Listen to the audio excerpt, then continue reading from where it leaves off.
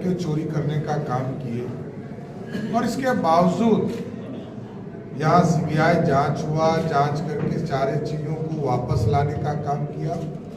माननीय मुख्यमंत्री जी भी पुस्तकालय के प्रति चिंतित रहते हैं, उनका भी योगदान रहा है। इसकी शताब्दी समारोह 1912 में मनाई गई, 2012 में मनाई गई थी, इसमें माननीय मुख्यमंत्री आए थे। आप देख रहे हैं MA न्यूज। नमस्कार, मैं नीरज। MA न्यूज में स्वागत है। पालीगंज के दुल्हिन बाजार प्रखंड क्षेत्र के भरतपुर गांव स्थित गोपाल नारायण सार्वजनिक पुस्तकालय संग्रहालय का 112वां स्थापना दिवस समारोह मनाया गया। इस मौके पर बिहार के उप मुख्यमंत्री सम्राट चौधरी ने पुस्तकालय के मुख्य द्वार पर बनाए गए स्वर्गीय गोपाल नारायण सिंह की मूर्ति पर माल्यार्पण कर उन्हें नमन किया। इसके बाद कार्यक्रम का दीप प्रज्वलित कर उप मुख्यमंत्री सम्राट चौधरी ने उद्घाटन किया। मौके पर गोपाल नारायण सार्वजनिक पुस्तकालय संग्रहालय के अध्यक्ष सब पालीगंज SDO अमनप्रीत सिंह, सचिव मुकेश धारी सिंह ने उप मुख्यमंत्री सम्राट चौधरी का भव्य स्वागत किया। बताते चले, गोपाल नारायण सार्वजनिक पुस्तकालय भरतपुर के विकास के लिए सरकार के पर्यटन विभाग में प्रस्ताव रखा जाएगा। पुस्तकालय में पुरानी बहुमूल्य विभिन्न पांडुलिपियों की रखरखाव का इंतजाम की जाएगी। बने रहिए MA न्यूज के साथ। आदरणीय मुख्यमंत्री नीतीश कुमार जी आपके बीच में आए, इस तरह का बिल्डिंग भी उन्होंने यहाँ स्थापित किया और संग्रहालय का एक स्वरूप देने का काम किया।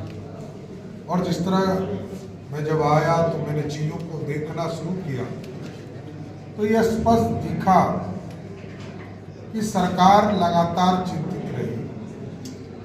चाहे वो यदि 72-73 में चोरी हुई, 68 के ज़माने की बात लगातार बताया जा रहा था मुकेश जी के द्वारा कि 68 से लोग रेकी करके चोरी करने का काम किए और इसके बावजूद यहाँ सीबीआई जांच हुआ, जांच करके सारे चीज़ों को वापस लाने का काम किया। यह एक अनोखा पहल है और स्वाभाविक है। हम अपने धरोहर, हमारे इतिहास, हमारा जो गौरवशाली इतिहास, इसकी जानकारी हमें जरूर होनी चाहिए।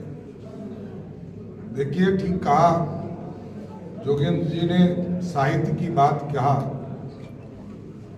लेकिन मेरा मानना है जंग बहादुर जी ने कि साहित्य के साथ साथ सांस्कृतिक विरासत, ये तो साहित्य के ही माध्यम से आता है।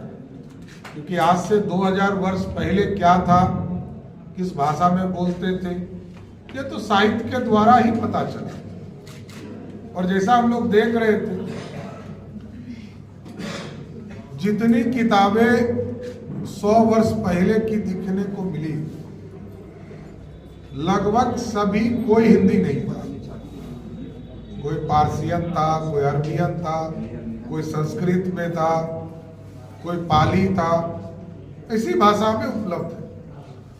लेकिन आप देख रहे होंगे कि आज के तारीख में देश के यशस्वी प्रधानमंत्री जी आदरणीय नरेंद्र मोदी जी ने 3 भाषा, एक तो पाली, क्योंकि इसी जहां जहां गौतम बुद्ध गए उन जगह पर पाली की भाषा को ज्यादा यूज हम लोग कर पाए। इसके साथ साथ अभी देखा होगा कि संविधान की किताब दो भाषा में प्रकाशित करने का काम किया गया, एक संस्कृत और दूसरा मिथिला। हिंदी में पहले से, हिंदी और अंग्रेजी में पहले से प्रकाशित था। तो ये चीजें बढ़ रही हैं।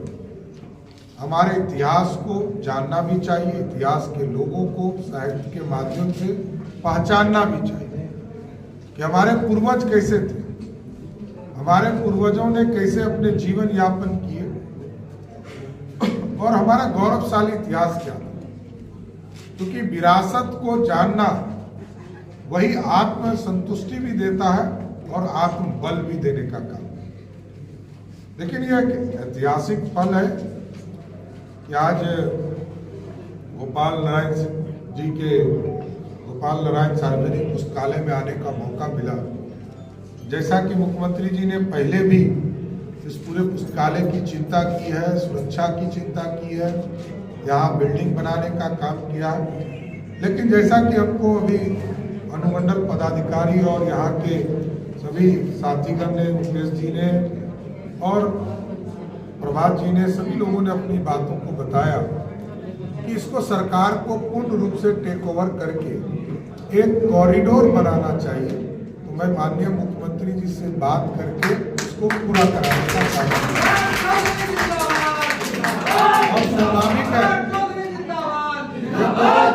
तो अपने आप में ये पूरा इलाका भगवान सूर्य मंदिर के तौर पर आपके बगल में गुलार मंदिर है, यहाँ बड़ा तालाब। मैं तो अभी आ रहा था तो मैं पहले भी एक बार कह के गया था कि इसके विकास की और चर्चा करनी चाहिए। कई साथी भी इस पर चाहते हैं कि इसको और आगे बढ़ाना चाहिए, लेकिन एकदम जब कॉरिडोर बनेगा और शिक्षण संस्थानों से जोड़ने का काम, ठीक कहा कि बच्चे जो हमारे इंस्टीट्यूशंस में जाते हैं पहले अपने इलाके के चीज़ों को तो जान ले, हम यहाँ लाए, यहाँ पढ़ाने का काम करें। और हम लोग तो आधा घंटा में चीज़ों को देखें, लेकिन उनको दिन भर देना चाहिए। मुख्यमंत्री जी आए, लगभग 4 - 4.5 घंटा आपके यहाँ लगेंगे और वो एक एक चीज़ों को माइन्यूटली देखने का काम किया है।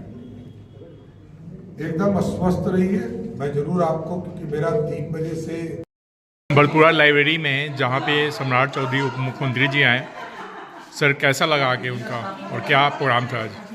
पुस्तकालय की 112वीं स्थापना दिवस मनाई गई है। हमारे इसमें मुख्य अतिथि के रूप में माननीय उप मुख्यमंत्री सम्राट चौधरी जी भाग लिए हैं। उनके साथ में अनिल शर्मा विधान पार्षद और गण्यमान्य व्यक्ति, साहित्यकार, इतिहासकार प्रोफेसर JB पांडे जी हैं, प्रोफेसर नरेंद्र जी है, प्रोफेसर योगेंद्र सिन्हा जी हैं और भी गण्यमान्य व्यक्ति नहीं आए। और काफ़ी हम लोग को एक तरह से कहा जाए कि हम लोग मोटिवेट, रिचार्ज हुए हैं कि नहीं, जिस तरह से माननीय उप मुख्यमंत्री जी ने आश्वासन दिया कि नहीं, पुस्तकालय को मैं इसे अंतर्राष्ट्रीय स्तर की ख्याति देने की पूरी कोशिश करूंगा और इसे अधिग्रहण सरकार करके एक वित्तीय अच्छी एक सहायता मिले। और उन्होंने ये भी बतलाया कि मुख्यमंत्री, माननीय मुख्यमंत्री जी भी पुस्तकालय के प्रति चिंतित रहते हैं, उनका भी योगदान रहा है। इसकी शताब्दी समारोह 1912 में मनाई गई, 2012 में मनाई गई थी, जिसमें माननीय मुख्यमंत्री आए थे और उन्होंने ऊपरी मंजिल का शिलान्यास भी किया था, उद्घाटन भी उन्होंने किया। 2012 में उसका शिलान्यास किया और 2017 में उद्घाटन किया है। तो अभी जो सरकार है उसकी पुस्तकालय पर ध्यान है, इसमें कहीं से दो राय नहीं है। ये दूसरी बात है कि जितना अभी हमें अनुदान मिलता है उससे पुस्तकालय संचालन करना बहुत संभव नहीं है या ठीक ढंग से नहीं हो पाएंगे, अपितु इनका ध्यान है। आगे उनसे रिक्वेस्ट की तो मैंने यही किया है कि यहाँ एक माननीय मुख्यमंत्री से भी किया था कि पटना जिला में एक पर्यटक हब बन सकता है। अगर मनेर को उलार सूर्य मंदिर से और भरतपुरा को एक साथ पिरो दिया जाए तो एक दिन का ट्रिप भी बन सकता है। इस संबंध में आगे कागजी कार्रवाई हुई भी है। केंद्रीय पर्यटक टीम भी आई है, जिला पर्यटन की भी टीम आई है, वो कहाँ फाइल पड़ी हुई है नहीं जानते हैं। मैंने ये भी उनसे अनुरोध किया है, उन्होंने आश्वासन दिया है कि नहीं हम देखेंगे। तो हम आशान्वित हैं कि नहीं, माननीय उप मुख्यमंत्री जी जरूर ही पुस्तकालय के प्रति ध्यान देंगे। कर्मठ आदमी है, समझ है, तो मैं आशान्वित हूँ कि नहीं पुस्तकालय को सहयोग मिलेगा।